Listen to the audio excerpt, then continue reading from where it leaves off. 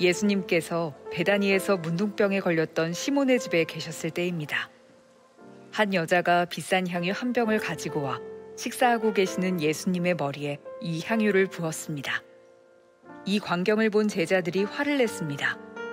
왜 이 값비싼 향유를 낭비하는 것이오? 그것을 비싼 값에 팔아서 가난한 사람들에게 줄 수도 있었을 텐데. 예수님께서 이것을 아시고 말씀하셨습니다.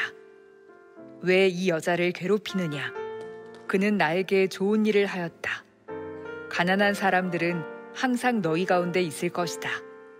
그러나 나는 너희와 항상 함께 있지 않을 것이다.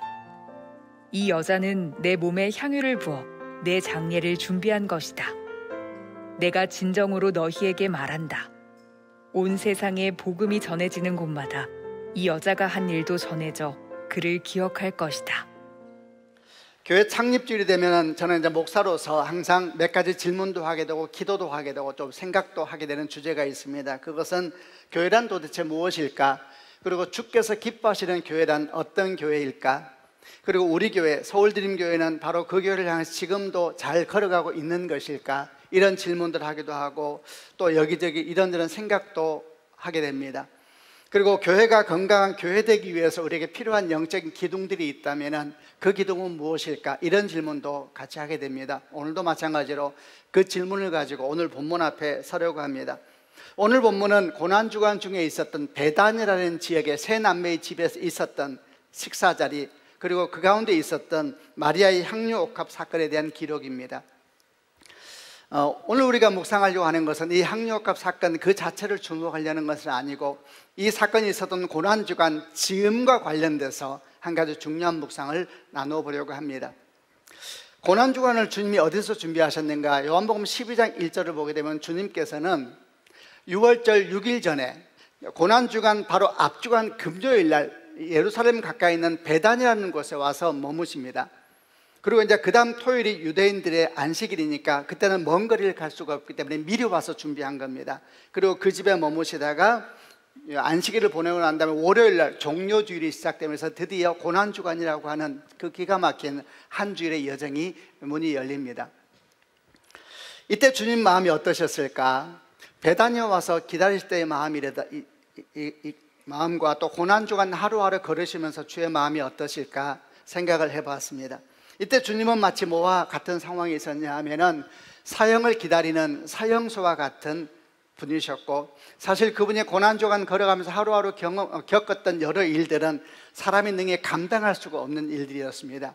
그래서 그 여정을 걷는 과정 자체가 그야말로 죽음을 향해서 하루하루 걸어가는 여정인 것 같고, 실제로 주님의 여정을 가만히 묵상해 보면 주님은 매일매일 고난주간에 죽어가셨고, 그리고 마침내 그 마지막은 고고도 언덕 십자가에 못 박혀 죽으심으로 죽음 가운데 들어가셨습니다.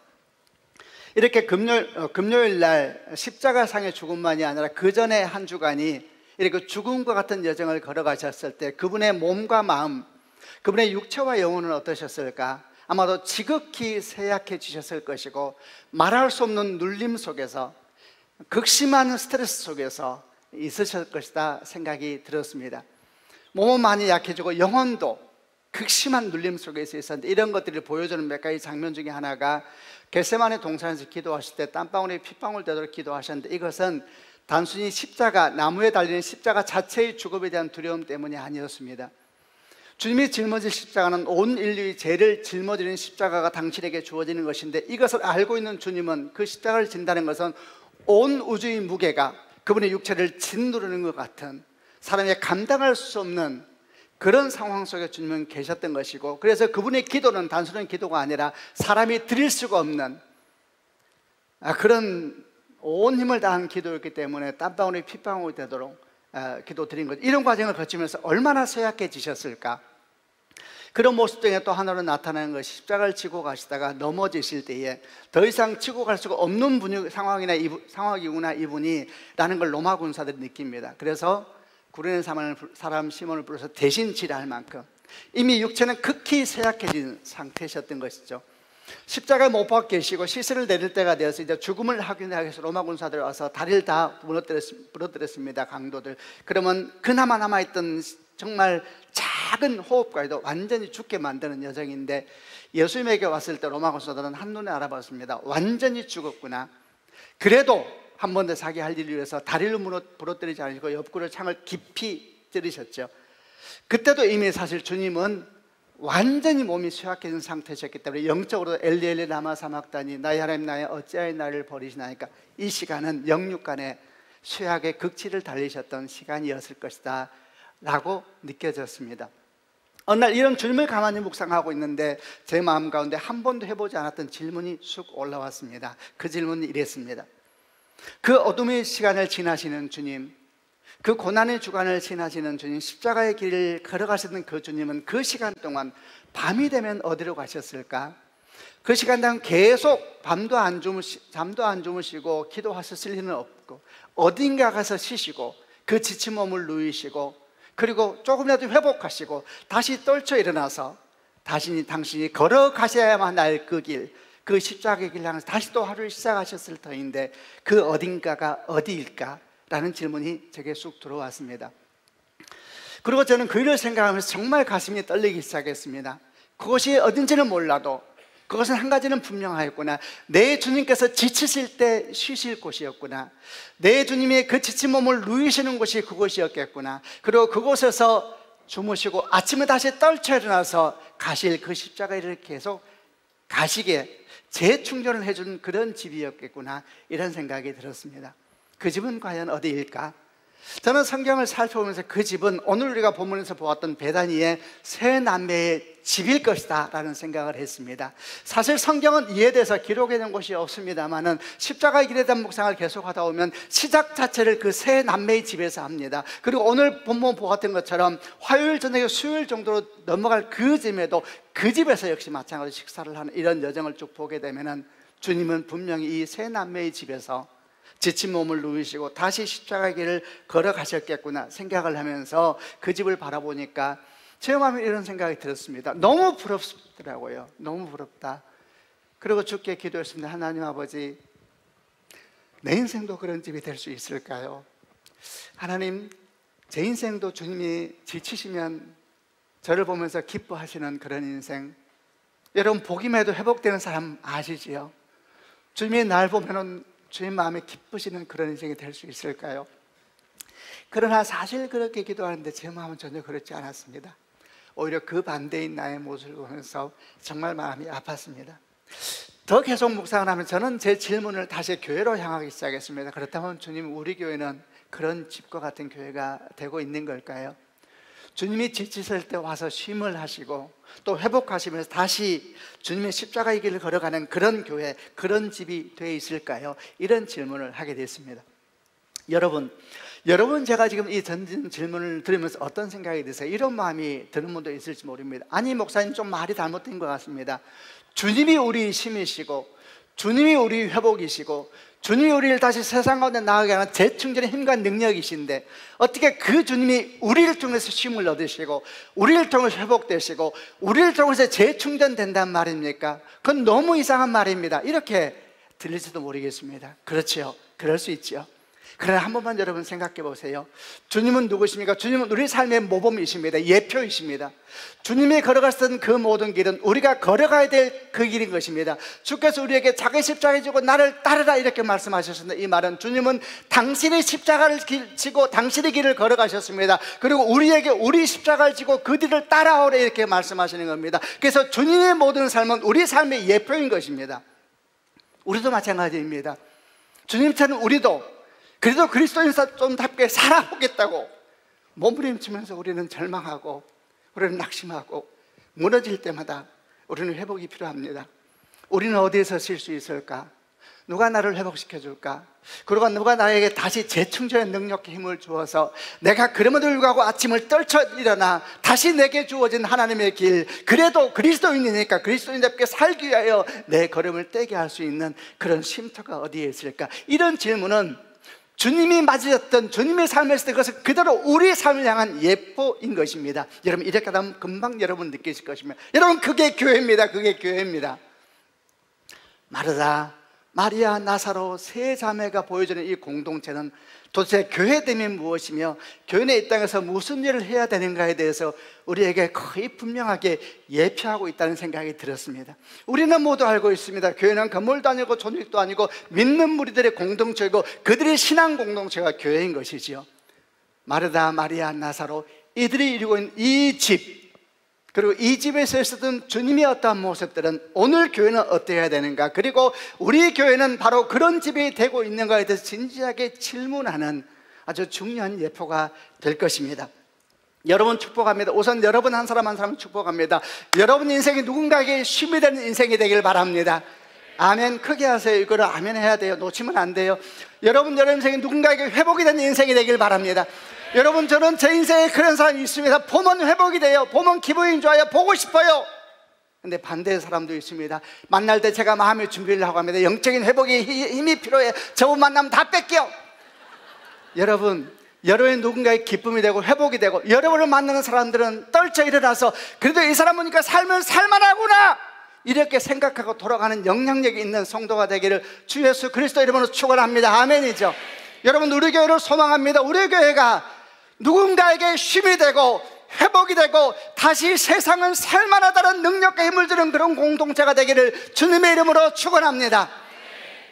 주의 백성들이 주의 길을 갈다가 지쳐서 돌아서 쉴 수 있는 공동체일 뿐만 아니라 주를 믿지 않는 자들도 우리 공동체 오는 순간 쉼을 경험하고 회복을 경험하고 그래도 인생은 다시 살아야 되겠구나 이러면서 지친 몸을 떨쳐 일으키며 다시 세상을 향하여 발을 딛게 할 수 있는 능력의 공동체, 여러분, 그게 교회인 것입니다. 반드시 우리 교회가 그런 교회가 되기를 소망합니다. 아멘. 당연히 저는 이 세 자매의 집을, 이 세 남매의 집을 보면서 도대체 그러면 이 세 남매의 집에 무엇이 주님께서 가서 머무시고 회복하시고 새 힘을 받으셨을까라는 생각을 했습니다. 여러분, 주님께서 이 세 남매의 집에서 무엇이 좋으셨을까요? 집이 굉장히 컸을까요? 집이 굉장히 화려했을까요? 갔다 왔다 하기 편한 자리에 있었을까요? 아닙니다. 여러분, 주님께서 이 세 자매의 집을 기뻐했던 것은 세 남매를 기뻐했던 것입니다. 이 세 남매가 주님에게 평안이었습니다.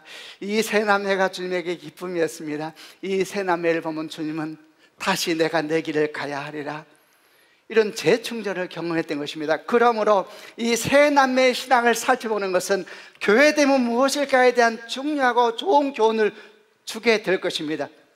첫 번째, 마리아는 우리에게 어떤 신앙을 가르쳐 줍니까? 여러분은 마리아 그러면 무엇이 생각납니까? 마리아는 우리에게 무엇을 생각나게 하는 사람입니까? 이게 그 사람의 영성이지요. 마리아는 우리에게 무엇을 생각나게 하는 사람입니까? 예, 마리아는 우리에게 주님을 사랑하는 것, 주의 말씀을 갈망하는 것, 그리고 주의 무릎 앞에 앉아서 주의 눈을 마주치며 기도하는 삶, 여러분, 그것을 생각나게 하는 사람이 마리아입니다. 이런 마리아의 신앙을 잘 보여주는 오늘 본문이기도 합니다만은 또 하나, 누가복음 10장 38절부터 42절도 그렇습니다. 이 본문은 뒤도 계속 이어지기 때문에 누가복음 10장 38절부터 42절은 개역개정으로 같이 읽어보겠습니다. 제가 먼저 38절 읽겠습니다. 그들이 길 갈 때 예수께서 한 마을에 들어가시매 마르다라 이름하는 한 여자가 자기 집으로 영접하더라. 그에게 마리아라 하는 동생이 있어 주의 발치에 앉아 그의 말씀을 듣더니 마르다는 준비한 일이 많아 마음이 분주한지라 예수께 나아가 이르되 주여, 내 동생이 나 혼자 일하게 두는 것을 생각하지 아니하시나이까? 그를 명하사 나를 도와주라 하소서. 주께서 대답하여 이르시되 마르다야 마르다야, 네가 많은 일로 염려하고 근심하나. 같이 읽겠습니다. 몇 가지만 하든지 혹은 한 가지만이라도 족하니라. 마리아는 이 좋은 편을 택하였으니 빼앗기지 아니하리라 하시니라. 누가복음 10장 이 사건은 공생의 기간 중에, 고난주간이 오기 전입니다. 공생의 기간 중에 예수님께서 베다니, 같은 집입니다. 그 집에 들어갔을 때 있었던 일입니다. 주님께서 베다니에 들어오셨을 때 이 베다니에 주님이 오셨다는 소식이 이 자매들에게 들렸습니다. 떨쳐 일어나 나간 사람이 마르다였습니다. 그리고 마르다는 예수님을 집으로 영접하고 주님께서 음식을 막 하기 시작했습니다. 분주했다 그랬습니다. 근데 열심히 음식을 하는 그 정신없는 와중에 동생을 보니까 도와줄 생각은 안 하고 예수의 발치에 앉아서 주의 말씀을 듣고 있었습니다. 그래서 마르다의 마음이 상했습니다. 주님께 말합니다. 주님, 이렇게 정스러운데 내 동생이 저를 도와주지 않는 것이 안 보이십니까? 주님 그런 생각 없으세요? 내 동생이 말해서 저를 좀 도와주라 하세요, 이렇게 요구를 한 겁니다. 근데 이 말을 들은 주님께서 이리 말씀하셨습니다. 마르다야 마르다야, 네가 많은 일로 염려가 많고 걱정이 많구나. 그러나 필요한 것은 정말 한 가지란다. 마리아는 좋은 편을 택했으니 빼앗기지 않을 것이다, 이렇게 말씀하세요. 좋은 편을 택했으니 빼앗기지 않을 것이다. 이 말씀은 어쩔 수 없이 우리로 하여금 마르다의 신앙을 비교해 볼 수밖에 없는 자리로 우리를 데려갑니다. 마리아가 좋은 편을 택하였으니 그는 빼앗기지 않을 것이다. 여기서 마르다의 신앙과 마리아의 신앙이 가르쳐주는 가장 기본적인 교훈은 뭐냐면 사실은 존재와 행위에 대한 것이죠. 우리가 어떤 일을 할 것인가, 어떤 직업을 가질 것인가, 어떤 봉사를 할 것인가 보다 더 중요한 것은 나는 누구인가, 나의 가치는 무엇이며 나는 어디서 또 와서 어디로 가는 것일까, 진정한 내 삶의 가치는 어디에 있는 것일까, 이런 질문, 이런 존재에 대한 질문이 더 근본적인 것이란다, 이렇게 말씀하신 것이죠. 주님은 절대 마르다의 수고가 의미 없다라고 말씀하는 것이 아니라 내 사랑하는 딸 마르다야, 네가 많이 고생하지만 기억하여라, 그 모든 수고의 바탕에 마르다의 신앙이 있지 않으면 너는 큰 어려움 가운데 놓이게 될 것이다 라고 말씀하고 있는 것이죠. 그렇습니다 여러분. 마리아의 신앙은 뭐냐? 여기 나온 그대로입니다. 주의 발치에 앉아서 주를 바라보는 그 신앙이죠. 주를 향한 사랑, 말씀을 향한 열망, 그분의 눈을 마주치고자 하는 기도, 아주 이런 기본적인 신앙이 마리아의 신앙입니다. 여러분, 이 신앙이 반드시 교회에는 깊게 중심에 자리 잡아야 될 줄로 믿습니다.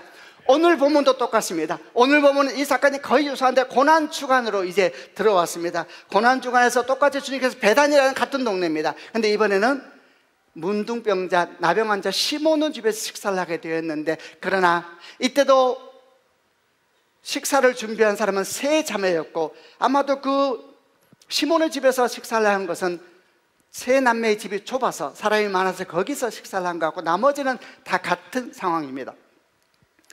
근데 열심히 또 음식을 준비합니다. 마르다가 했을 겁니다. 근데 열심히 준비하는데 갑자기 마리아가 향유컵을 가지고 들어와서 깨뜨리고 머리에 붓고 주님 발 앞에 엎드리면서, 저는 그 상황을 너무너무 봅니다. 엎드리고 흘러내리는 그 향유로 예수님 발을 닦기 시작하는데 머리를 풀어서, 머리는 여인의 영광입니다. 자기 인생이죠. 그것으로 눈물을 흘리면서 주님의 발을 닦기 시작하죠. 여기서 주목할 것은 이 여인이 앉아있는 모습입니다. 마리아는 주님 발치에 엎드려 주 앞에 예배하고 있는 것, 이게 마리아의 신앙입니다. 여러분, 이 모습, 그래서 여러분, 마리아에게 별명이 하나 있습니다. 마리아의 별명이 뭔지 아세요? 발 아래 여인입니다. 여러분, 너무 멋있지 않아요? 발 아래 여인. 우린 지금 대화가 되고 있나요? 여러분, 너무 멋있어요. 저는 생각했습니다. 예수님의 발 아래 엎드린 여인, 너무 멋있어요. 여러분, 교회는 이래야 됩니다. 여러분, 우리 그런 교회 이루십시다. 우리 그런 교회 성도 되십시다.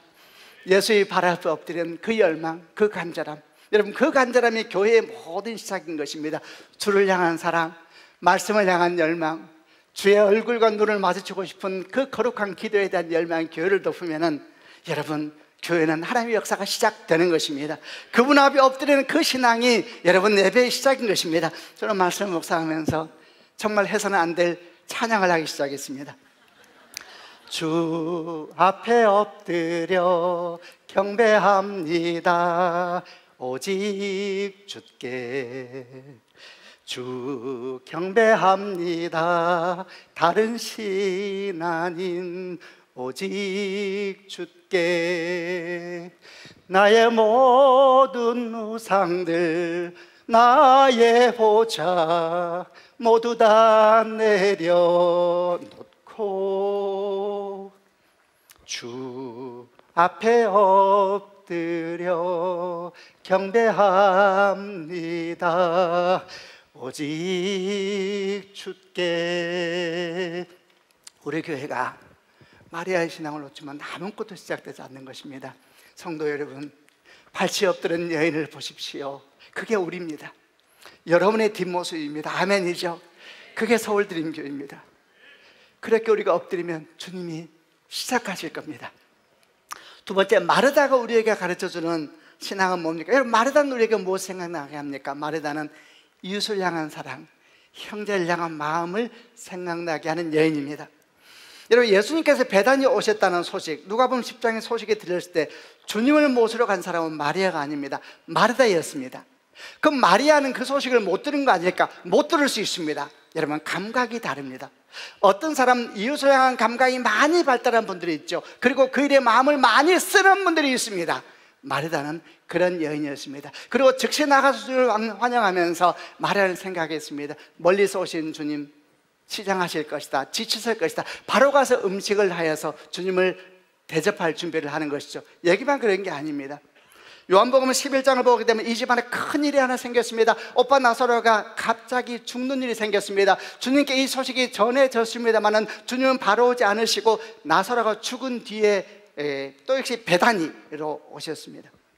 다시 예수께서 베다니에 오셨다는 소식이 다시 두 자매에게 전해졌습니다. 떨쳐 일어난 사람은 마르다였습니다.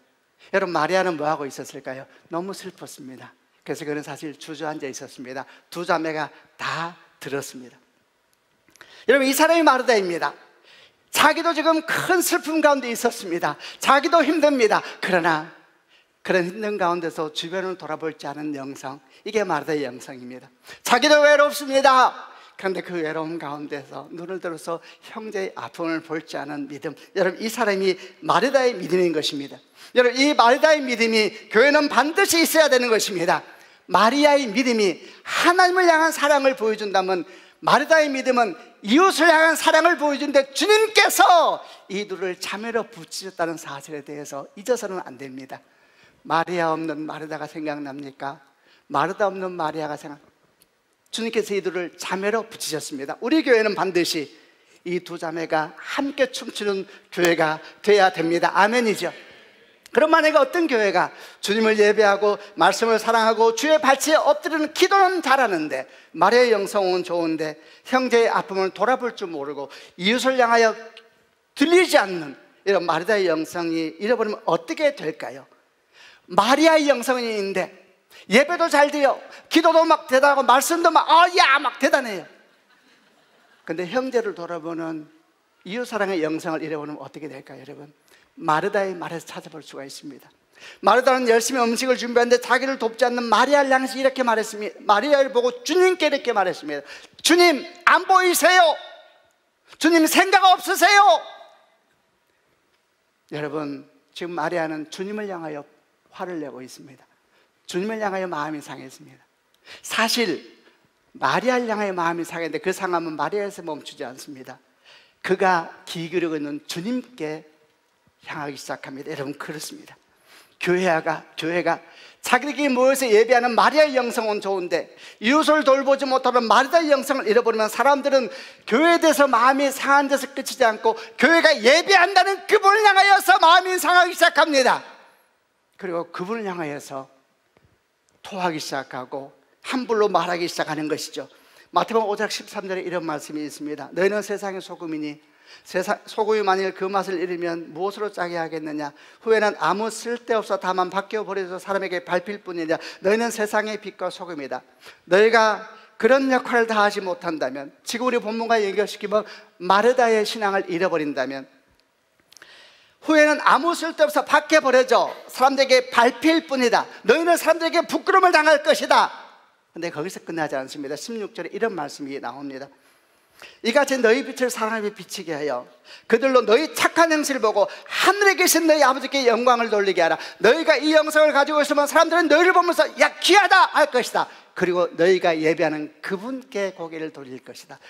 여러분, 감춰진 말씀이 있죠. 반대로 이런 겁니다. 너희가 만약 소금과 빛의 역할을 잃어버린다면 사람들은 너희를 우스워할 것이고, 그리고 그 우스워하는 것은 너희 예배하는 주님을 향하여 웃기다 할 것이다. 여러분, 우리 교회는 주께 엎드려 예배하는 마리아의 영성을 굳게 잡아야 될 교회입니다. 아멘이죠. 동시에 그의 자매를 기억해야 됩니다. 우리 귀를 열고 마음을 열어서 형제의 아픔을 돌아보고 날마다 그렇게 나아가면 복된 교회가 될 겁니다. 여러분, 또 이렇게 생각해 볼 수 있습니다. 그러면 교회가 마리아의 영성을 잃어버리고 마르다의 영성만 가지고 있으면 어떤 일이 생기는가? 무릎 꿇는 영상을 읽어버리고 이웃만 보는 영상을 가지고 있으면 역시 마르다를 통해서 알 수 있습니다. 그런 예수를 위해서 음식을 주면 분주해졌다 그랬지요. 분주해졌다는 말은 마음이 어수선해졌다는 이야기입니다. 그런 와중에 동생 마리아에게 자기를 도와줄 생각을 하니까 주님을 향하여서 분을 토하고 있지요. 여러분, 그렇습니다. 마리아의 영성이 없이 마르다만 이야기하는 사람들은 주님을 위해서 봉사하는데 반드시 사람 때문에 넘어집니다. 사람을 향하여 마음 상하고 사람 때문에 넘어지게 됩니다. 그뿐 아니라 나중에는 마음이 번잡해지고 복잡하면서 예수를 위해 시작한 봉사가 예수를 삼켜버립니다. 여러분, 많습니다. 예수를 위해 봉사했는데 예수를 삼켜버리는 여러분 많습니다. 그러므로 우리는 마르다의 영성과 마리아의 영성을 건강하게 견지하기 위해서 날마다 애쓰고 기도하는 교회가 되어야 될 줄로 믿습니다. 우리 그런 교회를 이루어 가십시다. 그런 성도가 되십시다. 마지막 세 번째로 나사로가 교회에 던지는 신앙에 대해서 말하겠습니다. 여러분, 나사로는 우리에게 무엇을 생각나게 합니까? 나사로는 부활신앙이죠. 죽음과 어떤 절망 속에서도 머무르지 않고 떨쳐 일어나 하나님을 향하여 걸어가는 소망의 신앙, 그게 나사로가 보여주는 신앙입니다. 요한복음 11장은 이런 나사로 신앙을 잘 보여주고 있습니다. 그는 큰 병에 걸려 죽었습니다. 온몸은 천으로 꽁꽁 둘러싸인 시신이 되어서 무덤 안에 시신을 놓는 차가운 돌 위에 그는 놓여졌습니다. 그리고 4일이 지났을 때 주님이 오십니다. 무덤 바깥에서 주님께서 사람들에게 말씀하십니다. 무덤 문을 옮겨 놓으라. 물론 이 소리는 무덤 안에 있는 나사로에게는 들리지 않았겠죠. 그런데 무덤 문을 열고 난 다음에 무덤 안에 있는 시신된 나사로를 향하여 주님께서 큰 소리로 말씀하셨습니다. 나사로야, 나오라! 그러자 나사로는 온몸이 꽁꽁 천으로 감겨진 상태에서 걸어 나왔습니다. 그리고 어느 순간 다시 주의 음성이 들려왔습니다. 풀어놓아 다니게 하라. 드디어 나사로는 살아서 움직이게 되었고 오늘 우리에게 부활신앙이 뭔가에 대해서 알려주게 됐습니다. 이 장면을 생각해 보십시오. 이 장면에서 우리는 부활신앙이 오늘 내 신앙이 되기 위해서 필요한 두 가지를 우선 발견해 볼 수가 있습니다. 첫 번째, 부활신앙이 오늘 나의 신앙, 또 우리 교회 신앙이 되기 위해서 필요한 첫 번째는 어떤 어둠과 절망이 우리에게 온다 할지라도 그 가운데서 주의 음성의 귀를 기울여야 된다, 주의 음성이 들려야 된다라는 것입니다. 나사로는 죽어서 온몸이 천으로 쌓인 채 무덤 안에 시체로 돌 위에 누워 있었습니다. 그야말로 어둠이고 절망이고 아무런 소망이 없지요. 그런 나사로에게 어느 순간 주의 음성이 들렸습니다. 나사로야, 나오라! 이 음성이 들렸습니다. 여러분, 나사로에게 들리는 음성은 나사로에게만 주는 음성일까요? 절대 그렇지 않지 않습니까? 누구라도 예외 없이 다 어두운 밤을 맞이합니다. 부유한 자나 가난한 자나 건강한 자나 병든 자나 어린아이나 노년이나 모두가 그런 밤을 맞이하고 그런 추운 계절을 맞이하게 될 때에 여러분, 이런 음성이 우리에게 들리는 축복이 있기를 주님의 이름으로 축원합니다. 근데 알아야 될 것, 이 음성은 주님께서 멈춘 적이 없으십니다. 성경을 보게 되면 항상 주님께서 낙심하고 주저앉은 사람에게 외치셨습니다. 열왕기상 19장에서 깊은 영적 침체에 빠져있던 위대한 선지자 엘리야에게도 들렸던 말씀이었고, 창세기 13장에서 아들 같은 롯이 떠나고 난 다음에 깊은 외로움 가운데 있는 아브라함에게도 들린 말씀이었고, 사무엘상 16장에서 사울 왕으로 말미암아 깊이 낙심한 선지자 사무엘에게도 들린 말씀이었고, 에스겔 37장 포로기에서 소망이 없는 상태에서 에스겔 선지자에게도 들린 말씀입니다. 문자는 달랐지만 내용은 하나였습니다. 떨쳐 일어나라, 무덤에서 나오라, 언제까지 주저앉아 슬퍼만 할 수 있겠느냐, 이 음성이 들린 것입니다. 여러분, 이 음성이 여러분에게 들리는 축복이 있기를 바랍니다. 혹시 여러분 가운데 그런 상황과 있는 분이 있다면 오늘 이 음성이 저를 통하여 여러분에게 주시는 주의 음성을 받는 축복이 있기를 바랍니다. 두 번째, 여기서 끝나면 안 됩니다. 두 번째, 이 음성을 들었을 때는 여러분의 일을 하셔야 됩니다. 여러분이 할 수 있는 일을 하십시오. 이제 보십시오. 나사로는 무덤 안에서 음성이 들렸습니다. 나사로야, 나오라! 그는 살아났습니다. 자, 이제 나와야 됩니다. 그런데 그 순간 그는 너무나 당황스러운 상황 가운데 자기가 놓여 있음을 알았습니다. 그는 천으로 꽁꽁 둘러싸여 있었습니다. 시신을 둘러싸는 것은 옷을 입는 게 아닙니다. 꽁꽁 머리부터 발끝까지 완전히 둘러싸여 있는 상태인데 주께서 나오라고 말씀하시는 겁니다. 여러분, 나갈 수가 없습니다. 주의 말씀을 따라 믿음으로 나 새롭게 일어나리라 했는데 아무것도 변하지 않은 겁니다. 여전히 세상은 나를 묻고 있고 눈까지 천으로 다 가렸으니 빛은 보이지 않는데 주께서 우리에게 믿음을 요구하면서 나오라! 그런 상황 가운데 나사로가 지금 빠진 것입니다. 여러분, 어떻게 해야 되겠습니까? 하시려면 다 하시고 부르시지 왜 일하시는 겁니까? 이런 상황에서 나사로는 절대 이렇게 답하지 않았습니다. 주님, 제 몸을 감싸고 있는 천을 풀어주셔야지 일어나지 말든지 하지요. 주님, 제가 지금 움직일 수가 없어요. 사람 많아 보이는데 한 2명만 보내주세요. 절 좀 들고 나가게 해주세요. 근데 주님, 아무것도 안 보이는 어둠인데 무덤 문을 어떻게 하려고 그러세요? 그러지 않았습니다. 그런 말씀을 받았지만 아무것도 변하지 않는 현실 속에서 꼼지락거리기 시작했습니다.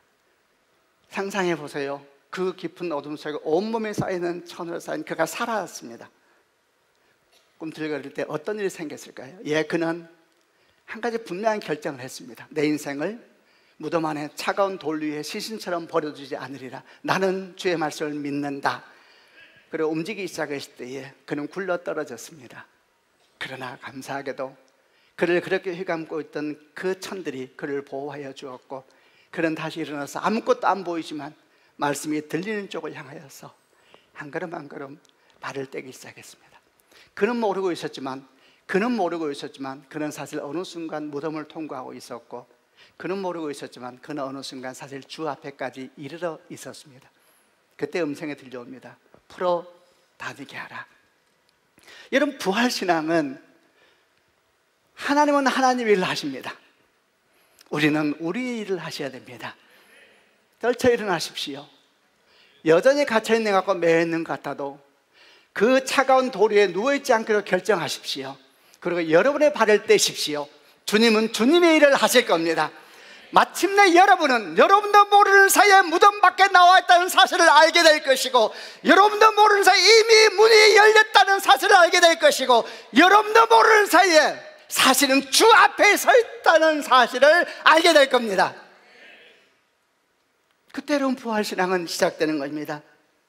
저는 우리 교회가, 우리 모든 성도들이 주님께서 이 삼남매를 한 가족으로 묶으시고 고난주간에 그곳에서 쉬시면서 걸어가시던 이 사실이 우리에게 깊이 기억되는 축복이 있길 바랍니다.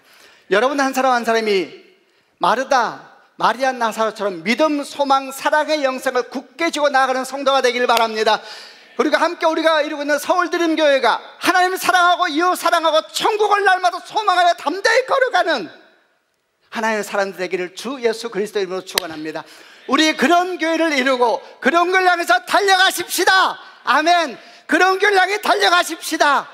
그렇게 헌신하고 그렇게 망설이지 말고 담대하게 걸어가게 되면 주의 나라가 이미 저 하늘에서처럼 우리에게 이루어지고 있는 것을 보게 될 것입니다. 아멘. 이제 말씀을 마무리하면서 여러분에게 아주 중요한 기도 제목을 하나 마무리하려고 합니다. 교회가 15주년이 됐습니다. 그리고 주의 은혜 가운데 여기까지 왔습니다. 하나도 주의 은혜가 아닌 것이 없고 우리는 다만 주님과 함께 걸어와서 이렇게 예배하게 됐습니다. 저는 목사로서 한국교회에 대한 많은 걸 보고 경험하면서 우리 교회가 얼마나 감사한 교회인가에 대한 생각을 수없이 하고 있습니다. 정말 감사를 드립니다. 그런데 이런 많은 부흥을 주시고 은혜를 주시는데 특별히 감사한 것은 사실 다음 세대에 대한 것입니다. 오늘 팀제가 예배를 드렸습니다만 너무너무 감사합니다. 우리 교회에 다음 세대의 부흥을 주고 계십니다. 한국교회 전체적으로 매우 애외적인, 매우 찾기 힘든, 여러분 그 교회가 우리 교회의 다음 세대입니다. 그런데 이런 은혜와 동시에 우리는 중차대한 도전에 직면하게 되었습니다. 그것은 공간 문제입니다. 여러분, 지금까지 계속 공간 문제는 있었습니다. 그럴 때마다 우리는 어떻게 대응을 해왔느냐, 우리 아이들이 어떻게 하면 주 앞에 더 바르게 예배할 수 있을까, 우리 아이들이 어떻게 하면 주 앞에 더 가까이 갈 수 있을까 라고 대응하지 못하고 공간에 맞춰서 애들을 재구성했습니다. 공간에 맞춰서 애들을 재구성하고 또다시 우리는 한계에 이르렀습니다. 우리 틴지 아이들 내년에 70명이 6학년이 올라옵니다. 지금도 예배드릴 때 뒤에 서서 드리고 있죠. 우리는 또 대안을 찾을 겁니다. 아이들이 무엇이 필요한가가 아니고 공간에 맞춰서 애들을 재구성하고 거기 가서 예배하라는 또 대안을 제시하게 될 겁니다. 그러나 특별히 이번 일을 맞이하면서 저도 여호사 목사님도 일에 대해서 진지하게 고민할 때가 우리에게 왔다는 것을 느꼈습니다. 저는 이 시기가 왔다고 생각합니다. 우리는 어떤 대안을 찾을 수 있을까? 계속해서 이렇게 가면 부흥은 여러분 분명히 시대적으로 중요한 바람입니다. 이 바람은 계속 불 것인가? 혹시 이 시기에 우리가 해야 될 일은 없을까? 그리고 이런 생각을 하게 됐습니다. 우리는 건물을 갖지 않기로 했죠. 그러면 건물을 갖지 않는 상태에서 공간을 확보할 방법은 없을까? 그리고 우리가 생각한 대안 중에 하나는 학교 같은 곳에, 우리가 땅을 살 수 없으니까 학교 같은 곳에 강당을 지어서 기부 찬합하고 수십 년 장기 계약을 맺는 겁니다. 그리고 그 건물을 지을 때 우리 아이들 위한 공간에 들어갈 수 있도록 약속을 받는 것이죠. 여러분, 저는 이 일이 우리가 취할 수 있는 좋은 대안 중에 하나가 될 수 있다고 생각합니다. 이 일을 위해서 기도해 주십시오. 이 일은 우리에게 많은 어려움을 주고, 우리는 부동산이 없기 때문에 대출을 받을 수가 없습니다. 많은 어려움을 봉착하게 될 것이지만 여러분에게 기도 부탁을 드리는 것은, 여러분 이런 일을 맞이할 때는 돈을 먼저 생각하지 마세요. 아, 돈 내는 얘기구나, 그런 생각하지 마세요. 우선 기도해 주세요. 그리고 이것이 주의 뜻이고, 그리고 우리가 해야 될 일이 있습니다. 저는 시간이 많지 않다고 생각합니다. 이것이 우리가 해야 될 일이란 마음이 모아지면 망설임 없이 거침없이 단숨에 나아가야 되는 겁니다. 우리가 해야 될 일이라는 게 확인된다면 여러분은 여러분의 일을 하십시오. 주님은 주님의 일을 하실 것입니다. 여러분은 여러분의 일을 하세요. 주님은 주님의 일을 하실 겁니다.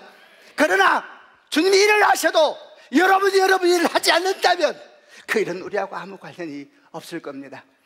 우리에게 지금 혹시 그런 시간이 왔는가? 우리는 기도를 시작합니다. 여러분의 기도 요청합니다. 왔다면 우리는 망설임 없이 거침없이 담대하게 달려갈 겁니다. 그리고 우리 성도들에게 이 다름질을 함께 하자고 요청을 하는 겁니다. 기도해 주십시오. 돈을 먼저 생각하지 마세요. 기도해 주고 주의 뜻이 맞으면 교회가 하나 되게 해달라고, 거침없이 망설임 없이 우리 일을 하게 해달라고. 여러분은 여러분의 일을 하세요. 주님은 주님의 일을 하십니다. 그럼 일을 하실 거예요.